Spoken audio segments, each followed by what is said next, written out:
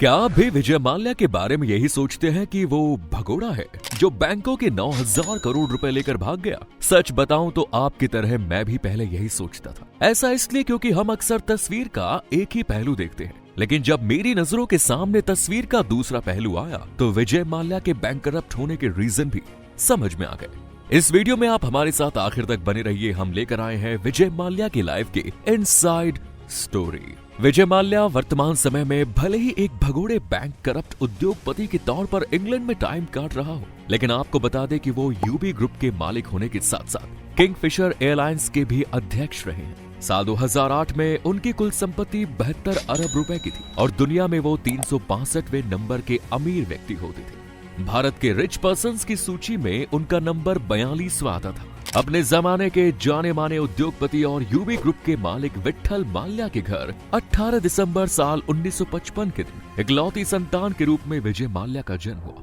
वो कहते हैं ना कि कुछ लोग बचपन से ही सोने की चम्मच अपने मुंह में लेकर पैदा होते हैं।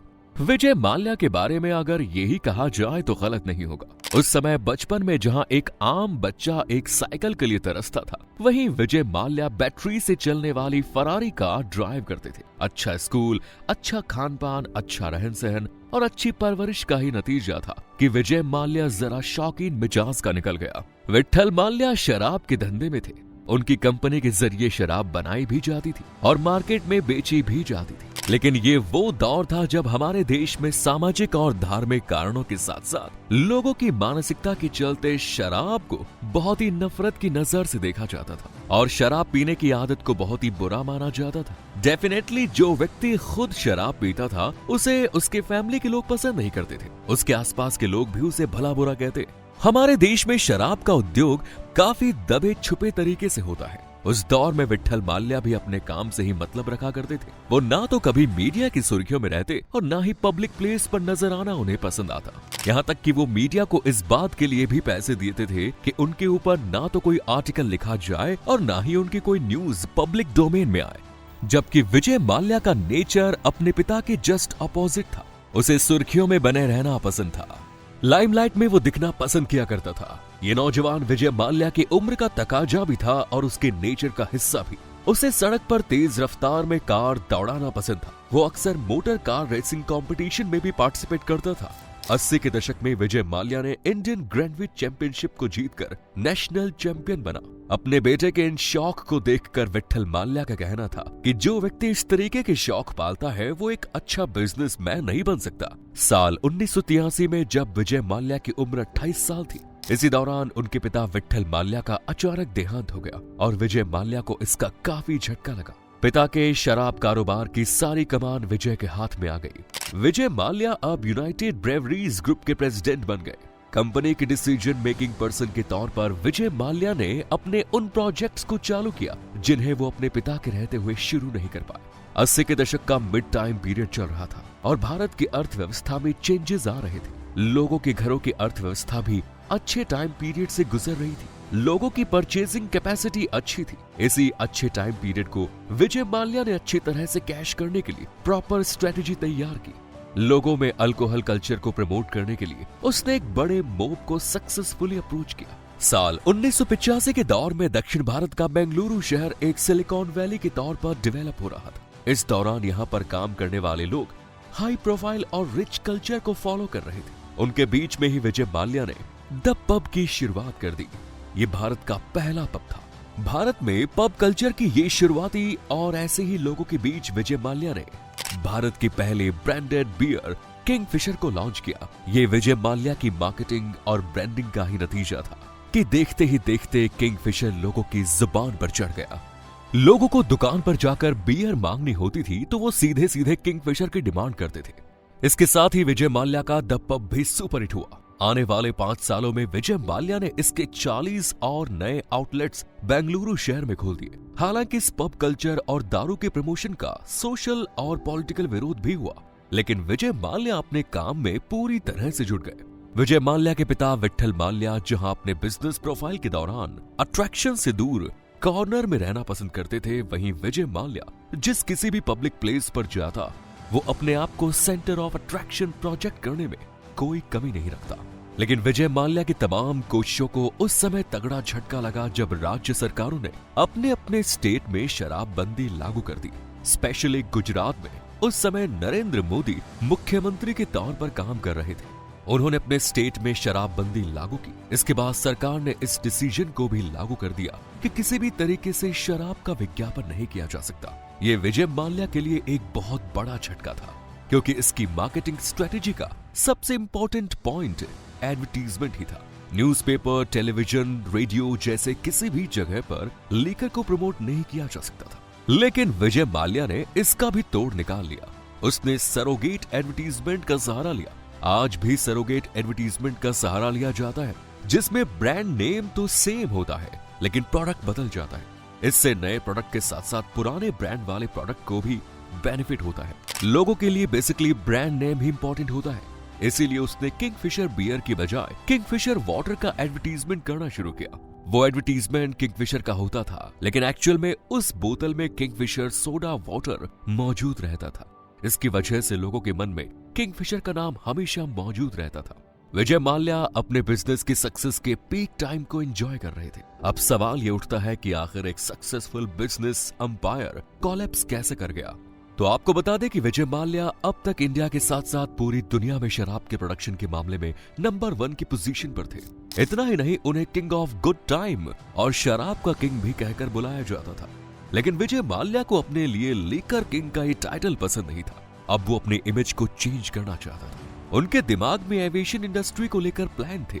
वो इस फील्ड में कुछ रिवॉल्यूशनरी चेंज करना चाहते थे। आपको बता दें कि इंडियन इकोनॉमी का सारा दारोमदार मिडिल क्लास लोगों पर होता है। ये लोग बहुत ज्यादा गरीब भी नहीं होते और हाई फाई अमीर भी नहीं होते, लेकिन उनके भीतर ख्वाहिशें होती हैं जिंदगी में हर उस चीज के मजे लेने की जिसके मजे एक अमीर आदमी या रिच फैमिली लिया करती है। Vijay Mallya middle class mentality के इस फेस्ट को अच्छी तरह जानता था। वो जानता था कि मिडिल क्लास फैमिलीज भी एयर ट्रैवल करना चाहती है। इसके लिए जरूरी था कि air ticket middle class family की पॉकेट की कैपेसिटी के अंदर ही हो। इसके लिए विजय माल्या ने फोन घुमाया airline business expert Alex Wilcox को। यह साल 2004 की बात है जब फोन पर एलेक्स और विजय की बात हो रही थी। विजय ने मिडिल क्लास फैमिली को लेकर अपना विजन जब एलेक्स के साथ शेयर किया तो वो भी इसके लिए राजी हो गए, क्योंकि वो मिडिल क्लास कस्टमर्स बिजनेस के भी एक्सपर्ट थे। किंगफिशर ब्रांड के साथ विजय माल्या पहले से ही मिडिल क्लास कस्टमर के बीच पॉपुलर थे। इसके बाद विजय माल्या ने एयरबस के साथ 240 करोड़ की डील की और 12 पैसेंजर हवाई जहाज खरीदे। इनमें से 8 बिल्कुल नए थे। इस तरह विजय माल्या ने किंगफिशर एयरलाइंस की नींव रखी। हालांकि किंगफिशर एयरलाइंस नाम और इसके लोगों को लेकर कुछ इंटेलेक्चुअल ने विजय माल्या को क्रिटिसाइज भी किया कि आपने बियर बेचने के लिए एयरलाइंस का बिजनेस शुरू किया। यानी लोगों की नजर में एक नई तरीके का सरोगेट एडवर्टीजमेंट था। लेकिन सच्चाई यह है कि किंगफिशर एयरलाइंस विजय माल्या का ड्रीम प्रोजेक्ट था, जिसे उन्होंने अब शुरू किया। लेकिन विजय माल्या ने जिस तरीके से इस बिजनेस को शुरू किया और जिस तरीके से वो इसमें इवॉल्व हुए, उसने भी लोगों को हैरान कर दिया।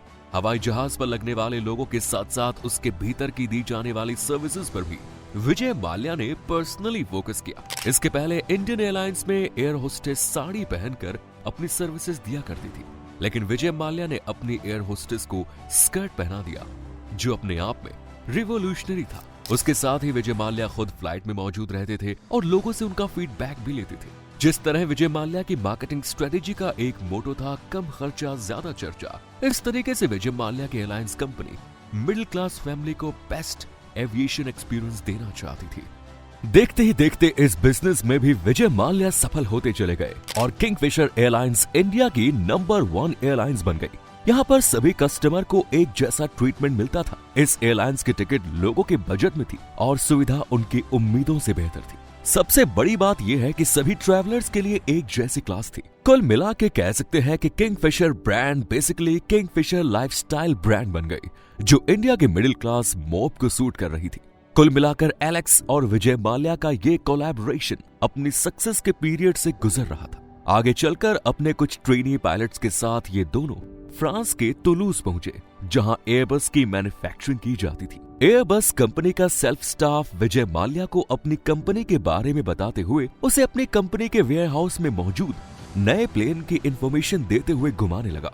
एयरबस की इस यूनिट को देखते ही देखते विजय माल्या इतने एक्साइटेड हो गए कि उन्होंने अपनी विजिट खत्म होते होते नए प्लेन के ऑर्डर्स भी कर दिए। इनमें अलग अलग कैटेगरी के हर एक जहाज की कीमत अलग अलग थी, जिनमें A319 $65 million, A321 $85 million, A330 $170 million की कीमत का था। विजिट खत्म होते ही विजय माल्या इन प्लेन्स का ऑर्डर कर चुके थे, जिसकी कीमत कई मिलियंस डॉलर्स में थी। एलेक्स को विजय माल्या का यह डिसीजन पसंद नहीं आया, क्योंकि वो समझते थे कि एक लो प्रोफाइल वाले एविएशन बिजनेस में एकदम से इतना बड़ा इन्वेस्टमेंट उसकी रिदम को बिगाड़ सकता है।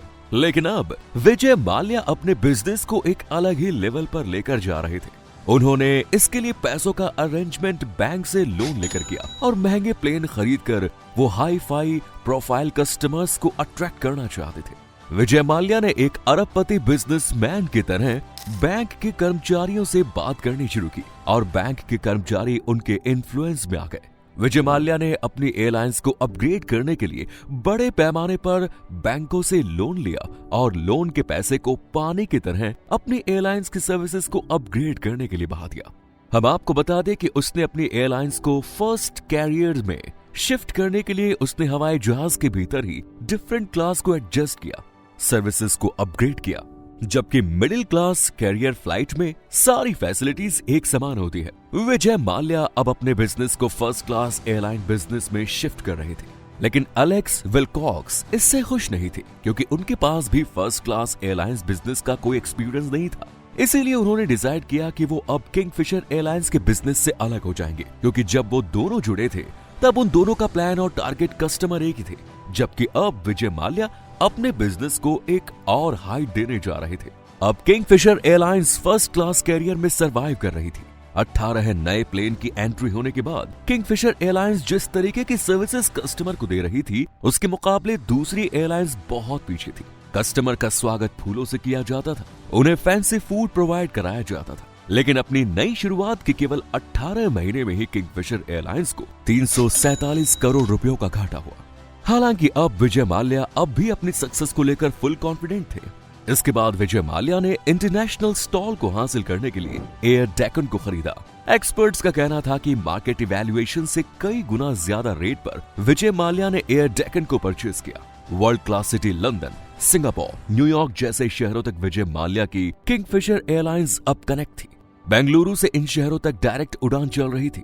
किंगफिशर एयरलाइंस अब लोगों तक बेस्ट कंफर्ट और फ्लाइट एक्सपीरियंस पहुंचा रही थी, लेकिन एयर डेक्कन को खरीदने के बाद बिजनेस में प्रॉफिट से ज्यादा खर्च बढ़ गए, क्योंकि उसे बिजनेस को मेंटेन करने के लिए विजय माल्या को और भी ज्यादा पैसों की जरूरत थी। इसीलिए उन्होंने पब्लिक बैंकों से और भी ज्यादा लोन ले लिया। इसके बाद विजय माल्या ने एक और हैरानी भरा डिसीजन लिया।